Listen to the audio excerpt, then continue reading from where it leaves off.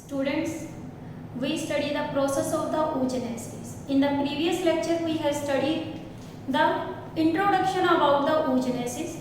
What is the oogenesis? Formation of the mature female gamete, that is the ovum, from diploid germinal cells. Oogenesis process starts in the fetal life and it is completed after fertilization.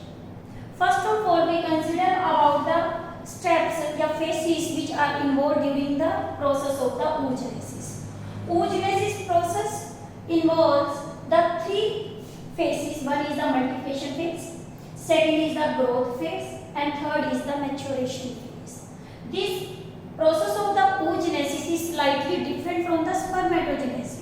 जब हमने spermatogenesis की थी तो क्या किया था उसमें? Formation of the sperm take place in two steps. One is the formation of spermatid, second is the formation of the sperm. But here we consider only the one step, that is the oogenesis process in the three phases, where the spermatid formation include three phases: multiplication phase, growth phase, and maturation phase. But here oogenesis whole process involve the three steps: multiplication, growth, and maturation phase. First of all, we start with the phase that is the multiplication phase. Multiplication phase, as the name indicates, dividing phase. In this phase, first of all, primary germ cells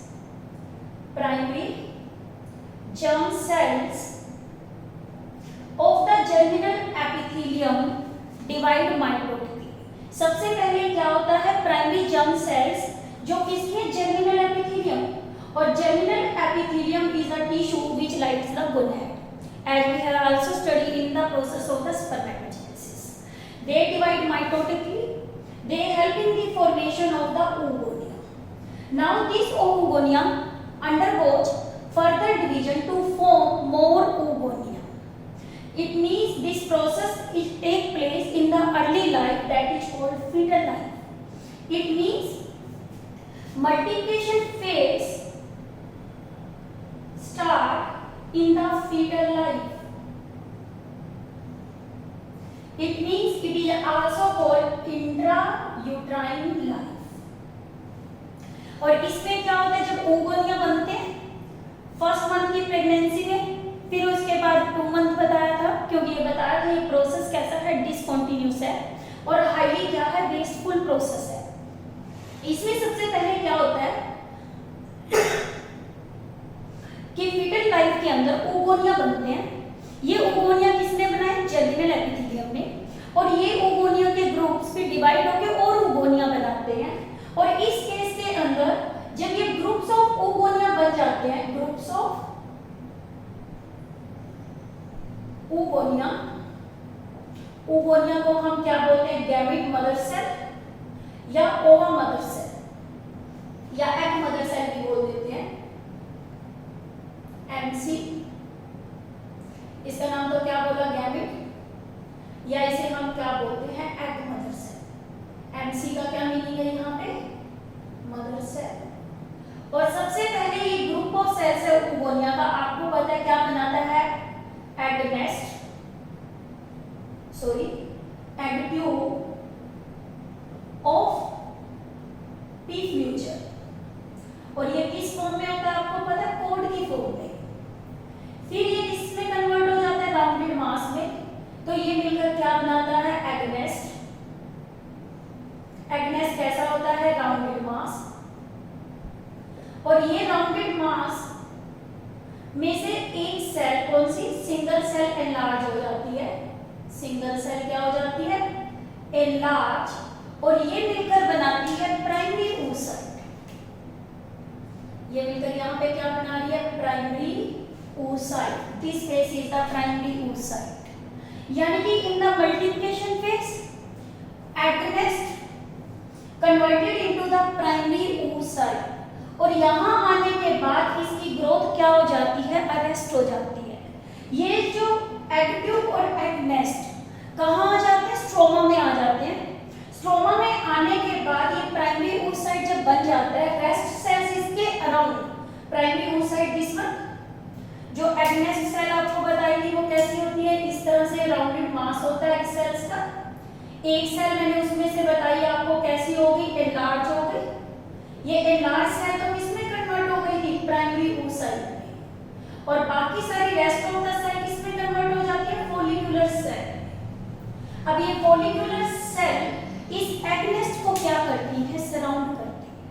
this is the multiplication phase that occur during the foetal life. It helping the formation of the primary oocyte। जो ये primary oocyte है तो अब इसके अंदर क्या है, changes आते हैं प्राइमरी oocyte के अंदर। तो इसमें फॉलिकल सेल्स होती हैं, वो अपने आप को मैच्योर करती है। अब देखो जो ये प्राइमरी oocyte है, ओवोनिया में नंबर ऑफ क्रोमोसोम्स कितने हैं, 46। ये डिवाइड कौन से डिवीजन से कर रहे हैं, माइटोटिकली। तो यानी कि प्राइमरी oocyte में भी नंबर ऑफ जो क्या है आपके क्रोमोसोम्स वो कितने रहते हैं, 46 ही रहते हैं। यानी कि प्राइमरी oocyte बर्थ हो गया गर्ल का, गर्ल के बर्थ के बाद कभी भी oogonia नहीं बनते। और उसके बाद उसके जो oogonia बने हैं उनका नंबर क्या हो जाता है, डिजेनरेट होना लग जाता है। और ये प्राइमरी oocyte किसमें चला जाता है, ग्रोथ फेज में। जब ये प्राइमरी oocyte ग्रोथ फेज में जा रहा है, यानी कि मल्टीप्लिकेशन में तो इसने अपनी ग्रोथ को क्या कर लिया, अरेस्ट कर लिया, यानी ये फर्दर नहीं जा रहा। ये मियोसिस की कौन सी स्टेज के अंदर है, अभी आपका प्रोफेज में जाएगा, ग्रोथ फेज में जा रहा है। तो आप देखो जब ये ग्रोथ फेज में चला गया, किसके अंदर, प्राइमरी oocyte की ग्रोथ होने लग गई। प्राइमरी की ये वाला फेज जो ग्रोथ फेज है काफी क्या होता है, लॉन्ग होता है as compare to the spermatogenesis. Birth से लेकर प्यूबर्टी तक का फेज होता है, उसे हम क्या बोलते हैं, growth phase. It is near about 12 to 13 year, 12 to 13 year तक होता है। बट आज के टाइम में गर्ल्स में प्यूबर्टी जल्दी आने लगी, तो ये पीरियड थोड़ा चेंज हो गया है। 10 से लेके कितने ईयर तक हो गया, 12 ईयर तक हो गया। और इसके अंदर ये जो प्राइमरी oocyte की क्या होती है, ग्रोथ होती है। यानी कि क्या डिफरेंस है इसके अंदर, second the growth phase. Growth phase के अंदर क्या हो रहा है, यहाँ तो प्राइमरी oocyte बना था, और इस फेज के अंदर अब क्या होगा, ग्रोथ फेज के अंदर ये पहली बात लॉन्ग है और ये एक्सटेंडेड है, लॉन्ग एंड एक्सटेंडेड। कितने, 10 टू टोटल मान लो 13 ईयर्स तक। इस फेज के अंदर क्या होता है, प्राइमरी oocyte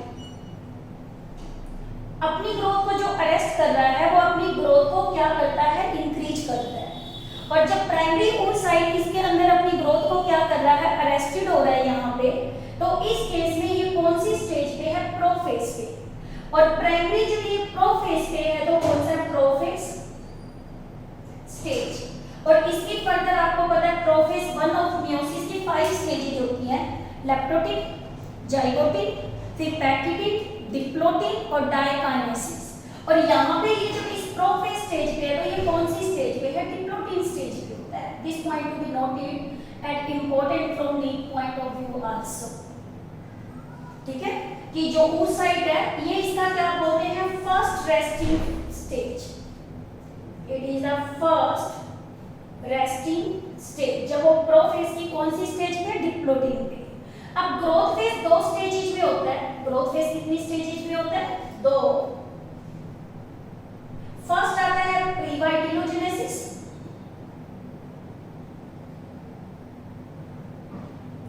और सेकंड जो आता है उसे क्या बोलते हैं, वाइटिलोजेनेसिस। अब इन दोनों में क्या है, वाइटिलोजेनेसिस का मतलब होता है योग फॉर्मेशन,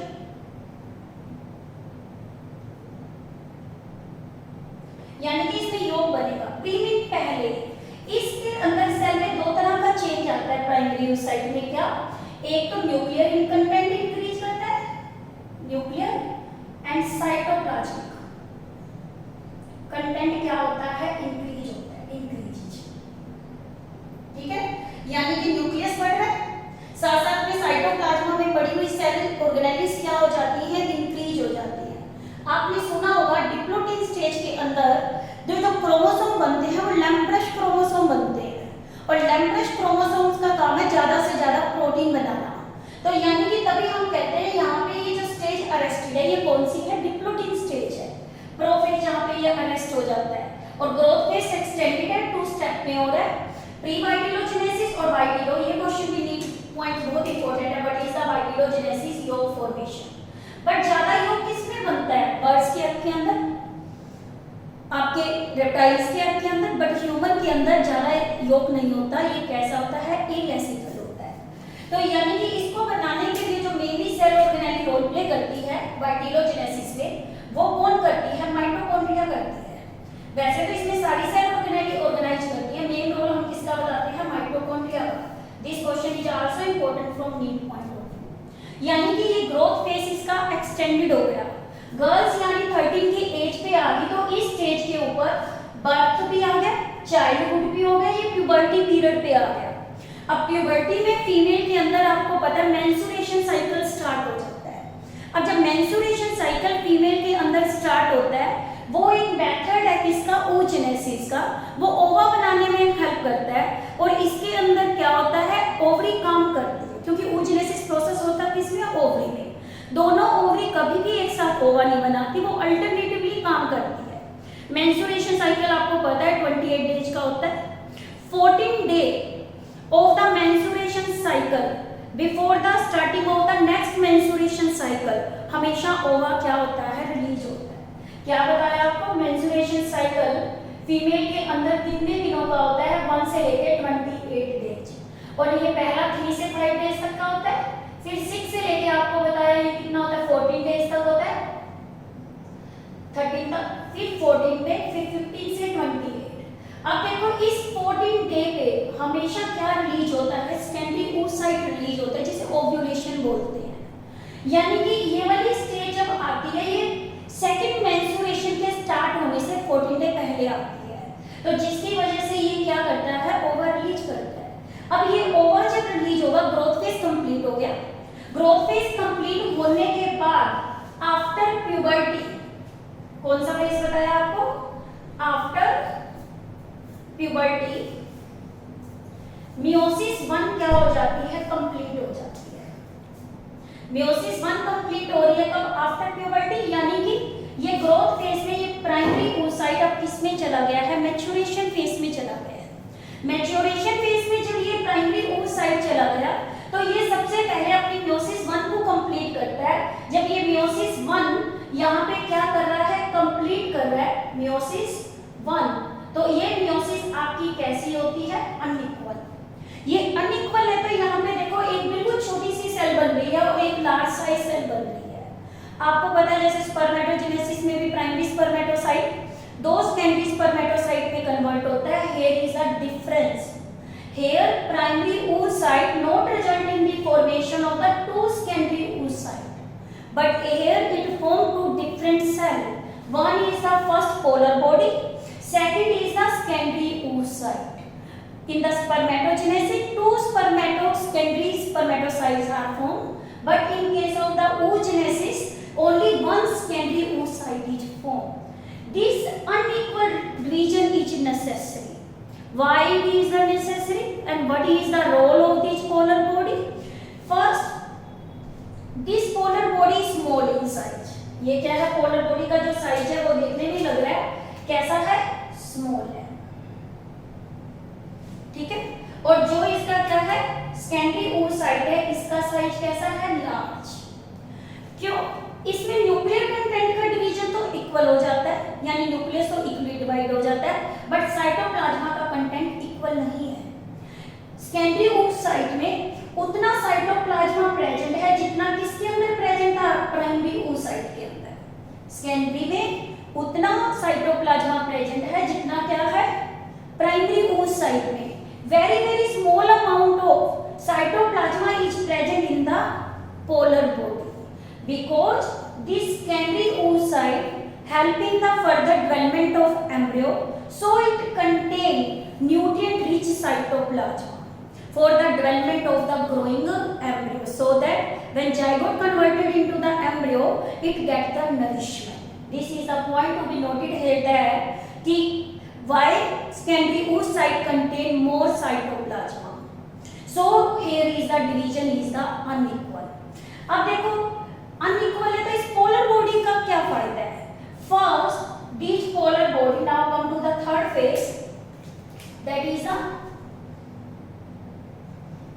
मैच्योरेशन फेज। अब देखो यहाँ एक पॉइंट और भी नोट करना है आपने, हमने यहाँ पे तो कहा कि ये प्राइमरी oocyte है। प्राइमरी oocyte को जब सेल सराउंड करने लग गई थी तो इस केस के अंदर ये प्राइमरी फॉलिकल में कन्वर्ट हो गया, यानी ये प्राइमरी फॉलिकल जब बनी है, ये क्या बन गई? Primary follicle. ग्रोथ फेज में प्राइमरी फॉलिकल किस में कन्वर्ट हो जाती है? सेकेंडरी फॉलिकल्स में। और जब ये किस में जाता है? मैच्योरेशन फेज में, ये प्राइमरी oocyte है जो कन्वर्ट किस में हो जाएगा? टर्शियरी फॉलिकल में। यानी कि यहाँ पे जो ये अनइक्वल डिवीजन हो रहा है तो इस केस के अंदर टर्शियरी फॉलिकल बनी हुई है, और ये टर्शियरी फॉलिकल क्या करती है? बाद में मैच्योर अपने साइज को बढ़ा लेती है और ग्रेन्युलोसा सेल फ्लूइड बनाने लग जाता है, तो ग्राफियल फॉलिकल में कन्वर्ट हो जाता है। और ये ग्राफियल फॉलिकल जब मैच्योरेशन फेज होता है प्यूबर्टी के बाद, जैसे अटेनमेंट ऑफ प्यूबर्टी हो गई, तो मैच्योरेशन फेज आपका क्या हो जाएगा? स्टार्ट हो जाएगा। इसमें क्या बताया? प्राइमरी फॉलिकल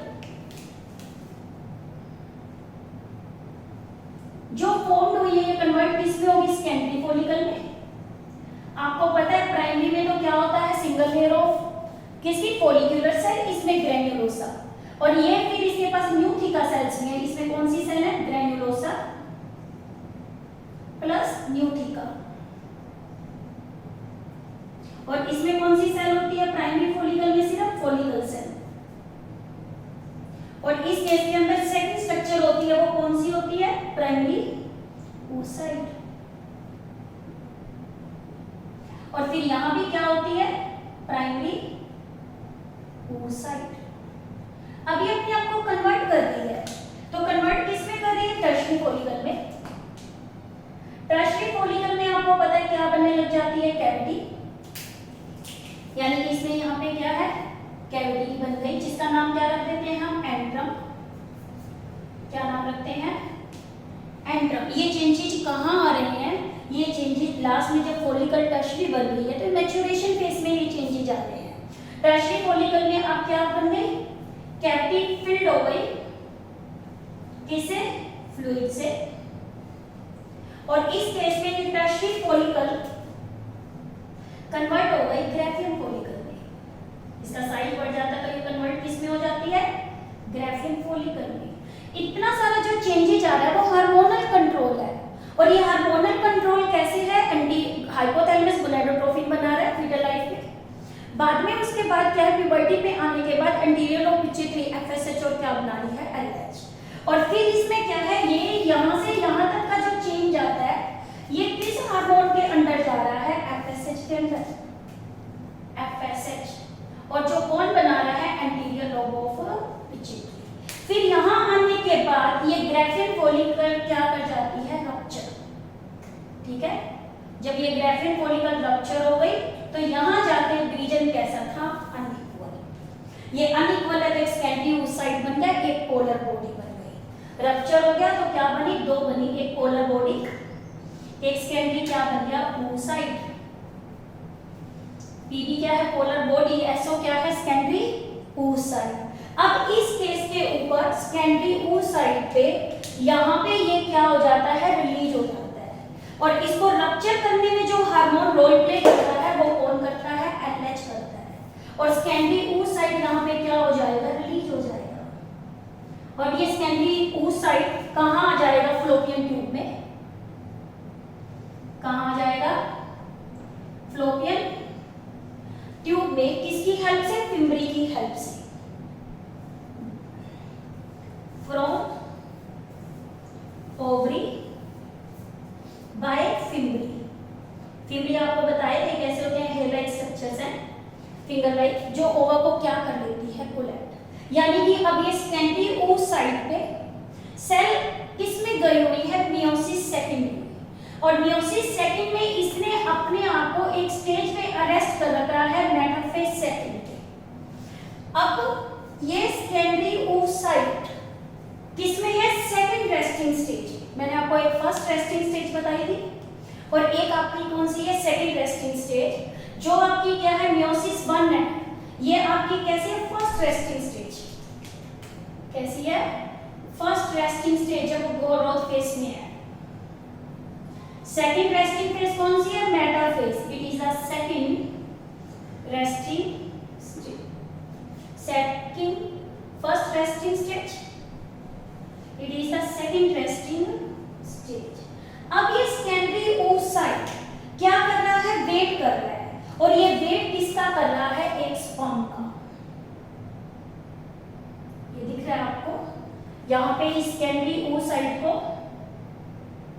जो आके टच कर रहा है वो कौन कर रहा है, एक स्पर्म। यानी कि जैसे ही इस स्पर्म ने, ये स्पर्म है, इसने आके इसको टच किया तो इसने इसका क्या है, जो मेटाफेज था, इस मेटाफेज को इसने कन्वर्ट कर दिया किसमें, एनाफेज में। यानी कि मेटाफेज प्रोमोटिंग फैक्टर है, वो कन्वर्ट हो जाता है एनाफेज प्रोमोटिंग कॉम्प्लेक्स में। यानी कि स्पर्म क्या देता है, स्टिमुलस।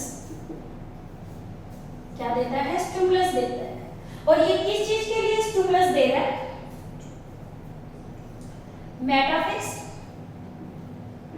सेकंड को कन्वर्ट करने के लिए किसमें, एनाफेज सेकंड। हो गया यहां तक। ये किसकी वजह से हुआ, स्पर्म की वजह से हुआ, और जिसकी वजह से क्या हुआ, मेटाफेज प्रमोटिंग फैक्टर।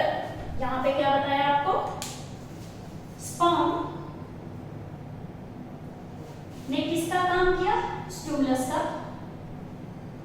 इस स्टिमुलस की वजह से मेटाफेज प्रमोटिंग फैक्टर कन्वर्ट हो जाता है एनाफेज प्रमोटिंग कॉम्प्लेक्स में।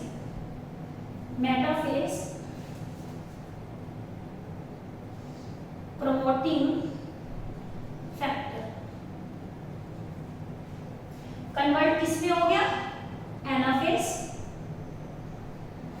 प्रमोटिंग कॉम्प्लेक्स में।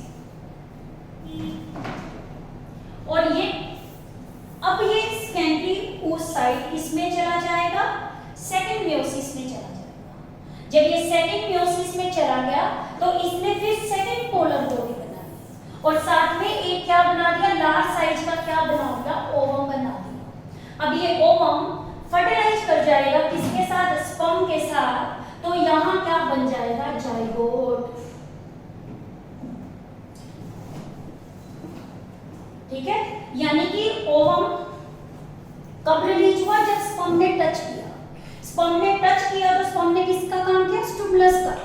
जो इसकी सेकंड रेस्टिंग स्टेज को इसने प्रमोट कर दिया, मेटाफेज सेकंड को, किसको, मेटाफेज ये कौन सी, सेकंड, इसको कन्वर्ट किसने कर दिया, एनाफेज सेकंड के अंदर। किसने काम किया, ये स्पर्म ने। तभी हम कहते हैं oogenesis का प्रोसेस कब कंप्लीट होता है, आफ्टर फर्टिलाइजेशन। बिफोर फर्टिलाइजेशन ये कभी भी कंप्लीट नहीं होता। तो यहाँ इसने क्या बना लिया, जाइगोट बना लिया, और एक सेकंड क्या बन गई, पोलर बॉडी बन गई। अब देखो इसमें कितनी पोलर बॉडी बनी, 2 पोलर बॉडी बनी, एक फर्स्ट पोलर बॉडी और एक इसके अंदर क्या है, second polar body. Now the function of polar body, first polar body है जो कौन सी, फर्स्ट पोलर बॉडी, इसके पास 2 ऑप्शन है, या तो ये किसमें चली जाए, मियोसिस सेकंड में। ये मियोसिस सेकंड में चली जाती है तो 2 पोलर बॉडी और बना देती है, या दूसरा ऑप्शन इसके पास क्या है, ये अपने आप को क्या कर लेती है, डीजेनरेट। ये डिपेंड करता है ये किस कंडीशन के ऊपर काम कर रही है, डीजेनरेट। ये पॉइंट क्लियर हुआ आपको कि फर्स्ट पोलर बॉडी है, ये फर्स्ट पोलर बॉडी किसमें जा रही है, मियोसिस में। यदि मियोसिस सेकंड में जाती है तो 2 पोलर बॉडी बनाती है, या ये कभी कभी क्या हो जाती है, डीजेनरेट। और सेकंड पोलर बॉडी बनती है वो मियोसिस सेकंड से बनती है, और वो सेकेंडरी oocyte से बनती है। अब आता है function of polar body. Polar body का क्या फंक्शन है, फर्स्ट ये क्या करता है, हैप्लॉइडी कंडीशन को क्या करता है, मेंटेन करता है। क्या करता है, इट इंट्रोड्यूस हैप्लॉइडी कंडीशन। क्यों हैप्लॉइडी, मियोसिस 1 रिडक्शनल है, यहाँ क्रोमोसोम नंबर कितने थे, यही थे, कितने, प्राइमरी oocyte तक यहाँ पे आए तो क्रोमोसोम नंबर कितने हो गए 23, यानी पोलर बॉडी की बनने से इसमें क्या हो गया, हैप्लॉइडी कंडीशन मेंटेन हो गई। ये ब्रिंग्स क्या करता है या इंट्रोड्यूस करता है हैप्लॉइडी। सेकंड, इसी की वजह से सेकेंडरी oocyte में साइटोप्लाज्मा रिटेन क्या रहता है, more, and it retain bulk of nutrient rich cytoplasma in secondary oocyte for the development of embryo।